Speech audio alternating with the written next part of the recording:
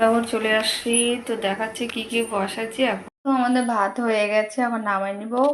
হয়ে গেছে, এখন মাছগুলো দিয়ে দেবো। মাছগুলো ভাজা ভাজা হয়ে গেছে, এখন নামাই নিব। লঙ্কা দিয়ে দিলাম, কালো জিরা লঙ্কা দিয়ে দিব। ভাজা ভাজা হয়ে গেছে, এখন লবণ দিয়ে দিব।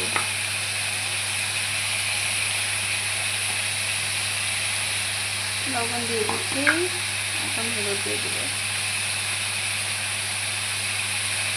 অতটা লাগবেই, ভাজতে মিলাই নেব।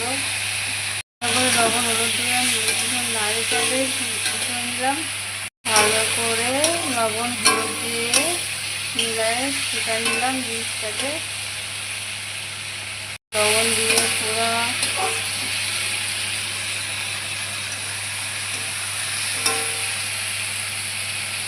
লবণ দিয়ে পুরো কষাই নিলাম। এখন শুকায় যাবে, তারপর একটু জল দিব। আর পেঁয়াজ ছাড়াই আমি চচ্চড়ি রান্না করবো, কেন কি আমার শ্বশুর পেঁয়াজ দেওয়াটা খায় না, তার জন্য এমনি রান্না করবো, এমনিও টেস্ট হয়। তুমি দেখতে পাচ্ছ, এইভাবে রান্না করে দেখবেন, অনেক টেস্টি হয়। ভালো করে কষা নিয়েছি, এখন জল দিয়ে দিব একটু, যেন সিদ্ধ হয় ভালো করে। হ্যাঁ, আমি জলটা দিয়ে দিলাম একটু, যেন ভালো করে, আর একটু কাঁচা আছে সেটাও সিদ্ধ হয়ে যাবে। আমি এখন মশলা দিয়ে দিচ্ছি, যেন দুইটা একসাথে ভালো করে হয়ে যাবে।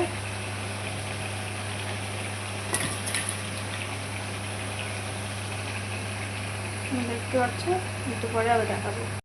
রেডি হয়ে গেছে, সব কিছু সিদ্ধ হয়ে গেছে।